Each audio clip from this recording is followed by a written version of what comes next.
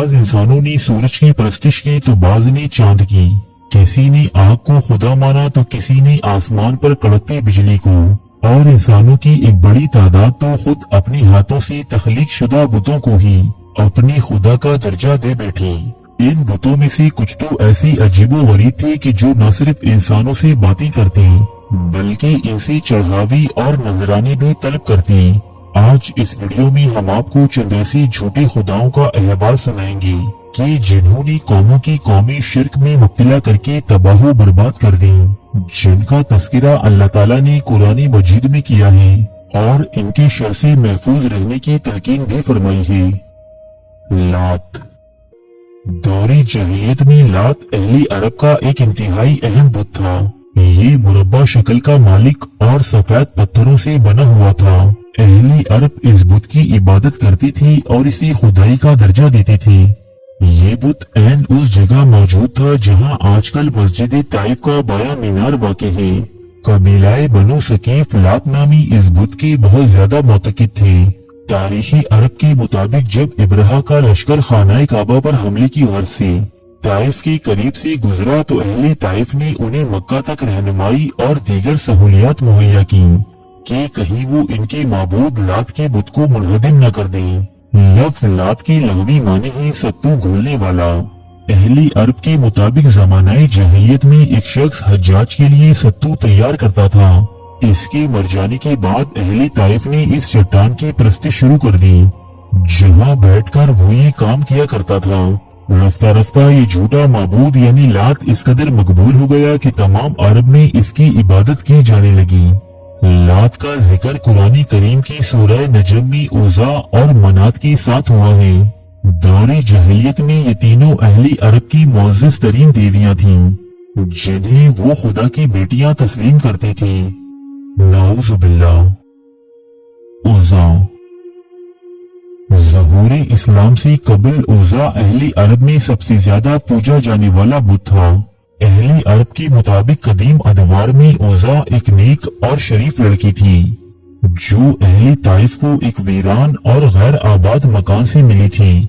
روایت کے مطابق جو بھی اس لڑکی پر بری نظر ڈالتا وہ کسی نہ کسی آفت میں مبتلا ہو جاتا، اس لیے اہل طائف اسے خدا کی بیٹی کہا کرتے۔ نعوذ باللہ۔ پھر ایک دن یہ لڑکی اچانک ہی کہیں غائب ہو گئی، لیکن اہل عرب نے مکہ اور طائف کے درمیان موجود وادی نخلا میں ایک بت بنا کر اس لڑکی کی عبادت شروع کر دی۔ قریش سمیت عرب کی تمام مشہور قبائل عزا کی عبادت کے لیے یہاں آتے اور قربانی کے جانور یہاں لا کر ذبح کرتے۔ عزا کی بت کی ایک خاص بات یہ تھی کہ یہ اپنے پیروکاروں سے کلام بھی کرتی تھی، یعنی یہ ایک بولنے والا بت تھا۔ دوستو، در حقیقت یہ ابلیس کی حامی ایک جن عورت تھی جو اس مندر سے قریب جھاؤ کے ایک درخت پر رہا کرتے۔ فتح مکہ کے بعد حضور اکرم صلی اللہ علیہ وآلہ وسلم نے عزا کا بت گرانے اور جھاؤ کے اس درخت کو کاٹنے کے لیے حضرت خالد بن ولید رضی اللہ تعالی عنہ کو روانہ کیا۔ حضرت خالد بن ولید نے نہ صرف عزا کی اس مشہور بت کو توڑ دیا بلکہ اس شیطان جن کو بھی قتل کر دیا کہ جس کے باعث یہ بت کلام کرتا تھا۔ منات۔ منات بھی لات اور عزا کی طرح عربوں کا ایک قدیم معبود تھا جسے یہ لوگ موت اور تقدیر کا مالک سمجھتے تھے۔ منات کو سرزمین عرب کا سب سے قدیم بت بھی تسلیم کیا جاتا ہے۔ منات کا مندر مکہ اور مدینہ کے درمیان قدید نامی مقام پر واقع تھا۔ یوں تو تمام عرب ہی منات کی عبادت کرتا تھا، تاہم یثرب کے دو بڑے قبیلے اوس اور خزرج اس کے بہت زیادہ معتقد تھے۔ اوس اور خزرج میں یہ روایت تھی کہ جب ان قبائل کے لوگ حج کر کے واپس لوٹتے تو وہ اپنا احرام اسی بت کے پاس آ کر اتارا کرتے، جبکہ قبیلہ بنو ازد اور بنو غسان تو باقاعدہ منات کا حج بھی کرتے تھے۔ دور جاہلیت میں اہل مدینہ کے نزدیک حج کی تکمیل اس وقت تک ممکن ہی نہ تھی کہ جب تک منات نامی اس بت کی عبادت نہ کی جائے۔ منات نامی اس بت کو حضور اکرم صلی اللہ علیہ وآلہ وسلم کے حکم پر حضرت علی نے فتح مکہ کے لیے جاتے ہوئے منہدم کر دیا تھا۔ یغوث۔ اور یغوس، یہ تو ایک تو ابھی تک چل رہا ہے، یہ غوث یہی ہے، یغوس جس کو مشکل کشا غوث کہتا ہے نا، غوث نہ ہو تو زمین قائم نہیں رہ سکتی. تو یہ غوث دیکھیں کب سے ہے، کب سے چل رہا ہے، یہ نام یعنی کامن ہے. دوستو غالباً یہ بات اذراہ مذاق کہی گئی ہے، کیونکہ قرآن مجید میں مذکور یغوث نامی اس جھوٹے خدا کا حضرت عبد القادر جیلانی رحمت اللہ علیہ سے دور دور تک کا کوئی واسطہ نہیں. یغوث در حقیقت حضرت ادریس علیہ السلام کے دور کی ان 5 انتہائی نیک اور عبادت گزار لوگوں میں سے ایک تھے، جو اپنی قوم میں اپنی تقوی و پرہیزگاری کے باعث انتہائی مقبول تھے. لہٰذا ان کی قوم نے اسی عقیدت و احترام کے اظہار کے لیے ان کی تصاویر اور مورتیاں بنا کر اپنے گھر میں رکھ لی تھیں. لیکن حضرت نوح علیہ السلام کا زمانہ آنے تک لوگوں نے یغوث سمیت ان 5 افراد کی عبادت کرنا شروع کر دی. حضرت نوح علیہ السلام ایک طویل عرصے تک اپنی قوم کو ان بتوں کی عبادت سے منع فرماتے رہے، لیکن ان کی کان پر جوں تک نہ رینگی اور یہ تمام قوم ایک سیلاب عظیم کے باعث دنیا سے مٹا دی گئی. صحیح بخاری کی ایک حدیث کے مطابق قوم نوح کا تو خاتمہ ہو گیا، البتہ اہل عرب نے یغوث سمیت ان کی تمام بتوں کو اپنا لیا اور ان کی عبادت شروع کر دی. یغوث کے لغوی معنی ہے وہ مدد کرتا ہے. یہ اہل عرب میں قبیلہ طے اور قبیلہ مزہج کی بعض شاخوں کا معبود تھا. مزہج والوں نے یمن اور حجاز کے درمیان جرش کے مقام پر یغوث کا ایک بت نصب کر رکھا تھا جس کی شکل شیر کی تھی. دور جاہلیت میں اہل عرب کے بعض لوگوں کا نام بھی عبد یغوث ملتا ہے. یعوق بھی ایک انتہائی قدیم دیوتا ہے جس کی عبادت حضرت نوح علیہ السلام کے دور میں ہوا کرتی تھی. یعوق نامی اس بت کا ذکر بھی قرآن مجید کی سورہ نوح میں باقی 4 باطل دیوتاؤں کے ساتھ ہوا ہے، جن کی پرستش دنیا کی مختلف اقوام میں کسی نہ کسی صورت میں آج بھی رائج ہے.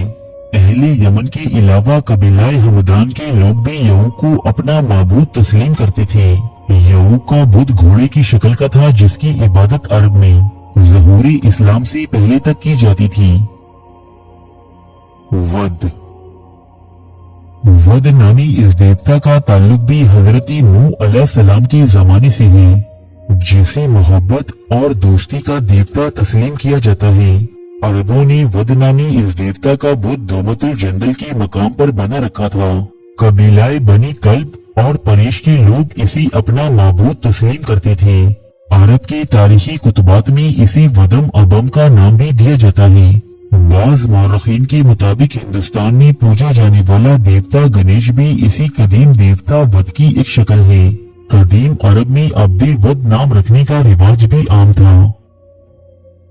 سوا قرآن مجید میں سوا کا نام ایک باطل دیوتا کے طور پر درج ہے، جس کی عبادت حضرت نوح علیہ السلام کی قوم کیا کرتی تھی.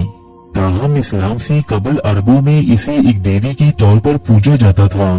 اس کا بت ایک عورت کی شکل کا بنایا گیا تھا جو روحات نامی علاقے میں قائم ایک مندر میں نصب تھا. سن 8 ہجری کے دوران حضور اکرم صلی اللہ علیہ وآلہ وسلم کے حکم پر حضرت عمرو بن العاص اس مندر کو ڈھانے کی غرض سے روانہ ہوئے اور آپ نے صدیوں سے قائم کفر و شرک کے اس مرکز کو ہمیشہ کے لیے منہدم کر دیا. نصر کے لغوی معنی ہے گدھ یا عقاب. نصر نامی اس باطل دیوتا کا ذکر بھی سورہ نوح کی آیت نمبر 23 میں ہوا ہے. اس دیوتا کا بت عرب کے علاقے بلخا میں نصب تھا، جس کی شکل و صورت ایک گدھ کی جیسی تھی. قبیلہ حمیر کی افراد اسے اپنا معبود تسلیم کرتے تھے. قوم سبا کی قدیم کتبوں میں اس دیوتا کا نام نسور ملتا ہے، جبکہ اس کے ماننے والوں کو اہل نسور بھی کہا جاتا تھا. نصر نامی اس جھوٹے معبود کی عبادت سلطنتی روما کی ادوار میں اپنے عروج پر تھی. قدیم رومن لوگ اس بت کو طاقت اور لافانیت کا نشان تسلیم کرتے اور اس کی عبادت کرتے تھے.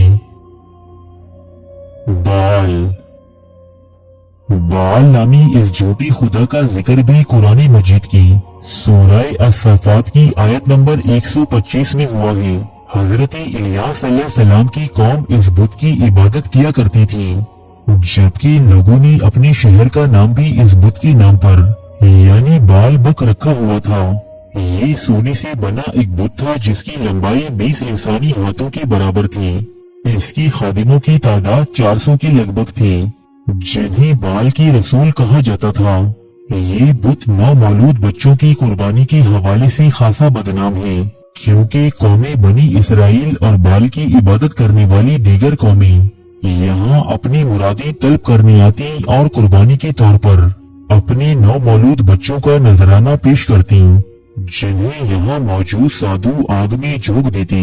دوستوں، یہ تھی وہ چند باطل معبود کے جن کا ذکر اللہ تعالیٰ نے قرآن مجید میں کیا اور قیامت تک آنے والے انسانوں کو شرک و گمراہی سے بچنے کی تلقین فرمائی۔ امید ہے کہ یہ ویڈیو آپ کی معلومات میں اضافے کا باعث بنی ہوگی۔